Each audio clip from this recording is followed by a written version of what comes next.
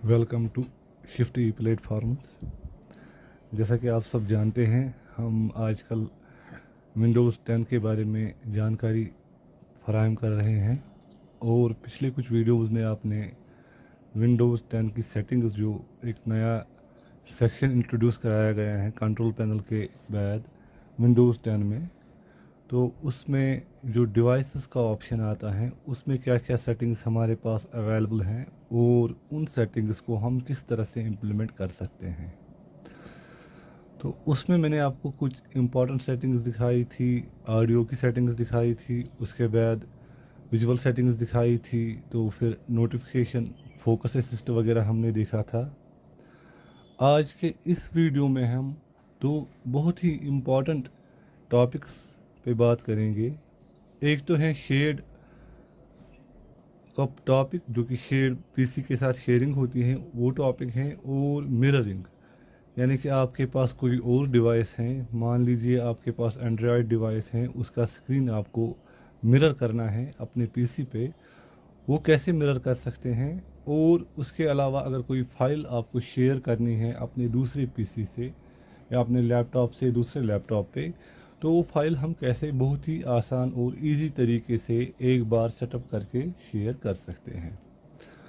तो ये दो टॉपिक्स आज हम छेड़ेंगे, थोड़ा बहुत इनके बारे में बात करेंगे। तो एज़ यूजुअल आपको जाना पड़ेगा सेटिंग्स में, चाहे आप कंट्रोल पैनल से जाइए या फिर स्टार्ट मेन्यू पे क्लिक करके ऑल सेटिंग्स में जाइए। आप जब सेटिंग्स में जाएंगे तो आप देखेंगे कि नीचे आ रहा है प्रोजेक्ट टू दिस पीसी और दूसरा आ रहा है शेयर्ड एक्सपीरियंस। पहले हम बात करेंगे शेयर्ड एक्सपीरियंस पे, क्योंकि जो ये प्रोजेक्ट टू दिस पीसी है ये एक कॉम्प्लिकेटेड टॉपिक है और शायद आप सभी कंप्यूटर्स पे काम न कर रहे हैं, क्योंकि इसके पीछे रीज़न ये है कि इसके लिए कुछ स्पेसिफिक हार्डवेयर की ज़रूरत होती है जो कि अवेलेबल होना चाहिए, तभी ये फीचर काम करता है। अगर आपके पीसी में वो हार्डवेयर अवेलेबल नहीं है तो आप देखिए ऊपर आ रहा है प्रोजेक्ट योर विंडोज़ फ़ोन और PC to this screen and use its keyboard mouse and other devices too. तो इसकी जगह आपको आएगा कि your PC is not compatible with this, you need specific hardware. इसके बारे में हम बात करेंगे इसके वीडियो के एंड में। पहले हम शेयर्ड एक्सपीरियंस देखते हैं।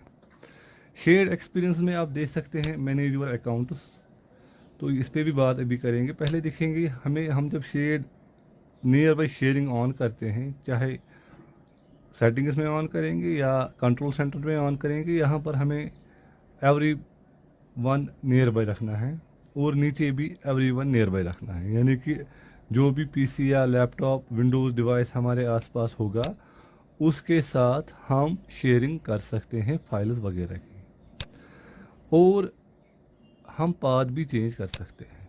ये देखिए मेरे पास एक डेस्कटॉप पे मेरी एक फ़ाइल है, इसको मैं शेयर करना चाहता हूँ दूसरी पीसी के साथ। जब मैंने क्लिक करके शेयर पे क्लिक की तो आप देखिए यह आ रहा है मेरे पास दो पीसी इस वक्त अवेलेबल हैं इस पीसी के अलावा जिस पे मैं वीडियो रिकॉर्ड कर रहा हूँ।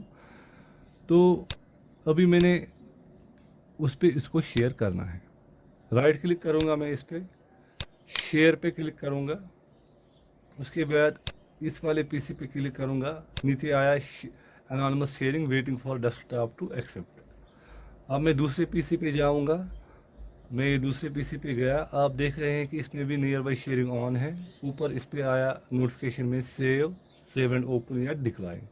मैंने सेव किया, ये फाइल सेव हो गई मेरे दूसरे पीसी के डेस्कटॉप पे, क्योंकि यहाँ पर मैंने सेटिंग्स में इसकी लोकेशन रखी है डेस्कटॉप।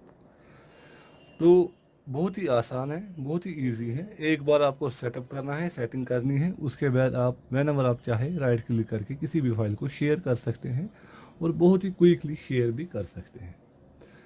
तो ये मैंने आपको दिखाया शेयर्ड एक्सपीरियंस। उसके बाद क्लिपबोर्ड आ रहा है, तो क्लिपबोर्ड हम पहले ही डिस्कस कर चुके हैं विंडोज़ शॉर्टकट्स में कि ये कैसे काम करता है। तो यहाँ पर खाली इसको ऑन या ऑफ़ कर सकते हैं सेटिंग्स में, या सिंक कर सकते हैं अपने माइक्रोसॉफ्ट के अकाउंट के साथ। यहाँ पर इतना ही हम कर सकते हैं। क्लिपबोर्ड को अगर आप पूरी तरह से देखना चाहते हैं तो हमारे विंडोज़ सेटिंग्स में जो हमने वीडियो बनाया था उसमें जाके देख सकते हैं। अब हम देखेंगे प्रोजेक्ट दिस पीसी का ऑप्शन जो मैंने पहले आपको बताया था कि वो कैसे काम करता है। आपको जाना है प्रोजेक्ट दिस पीसी पे। यहाँ पर आ रहा है option launch the connect app to project this PC. या तो ये ऐप आपको आपके इस पीसी पे पहले ही इंस्टॉल है, अगर इंस्टॉल नहीं है तो इसको इंस्टॉल करना पड़ेगा, तभी ये फीचर वर्क कर पाएगा।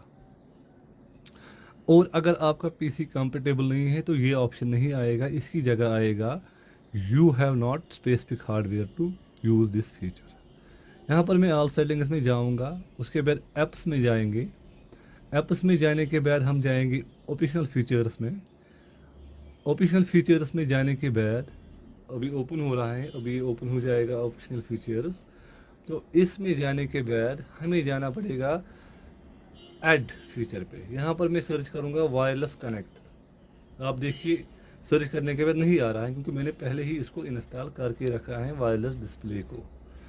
अगर इंस्टॉल नहीं किया है आपके फीचर पीसी में तो फिर आपको ऐड फीचर पे क्लिक करना है, वहाँ पर इसको इंस्टॉल करना है। सर्च करके ये इंस्टॉल हो जाएगा। 2.30 MB की फ़ाइल है, नेट कनेक्ट करके रखना पड़ेगा और उसके बाद ये फीचर वर्क करेगा। अब मैं इसको वर्क करवाऊँगा प्रोजेक्ट दिस पीसी।